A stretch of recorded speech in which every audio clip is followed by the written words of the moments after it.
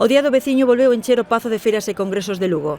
Máis de 5.000 persoas participaron na súa 23ª edición, organizada pola Federación de Asociacións de Veciños Lucus Augusti.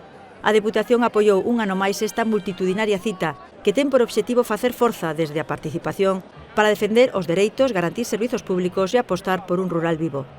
En concreto, a institución provincial fixo unha achega de 18.000 euros a este día, que se desenvolveu baixo o lema Deixar de loitar e deixar de soñar. A deputada de Turismo Pilar García Porto asistiu xunto a deputados e deputadas, o alcalde Miguel Fernández e outras autoridades a esta xornada de convivencia. García Porto participou na entrega das V de Veciños, cas que se distinguiron a 22 persoas e colectivos. A Federación presidida por Jesús Vázquez quixo recoñecelos con este premio por desempeñar un papel protagonista en favor da dinamización e promoción da provincia.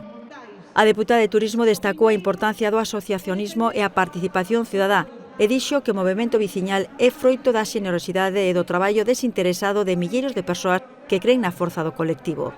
Ademais, afirmou que a Deputación seguirá traballando ao lado das persoas e das entidades asociativas, apoiando iniciativas que fomenten a participación cidadá, a solidariedade e a cohesión social. Ademais do xantar, a xornada contou con diversas actividades e rematou con baile dos asistentes.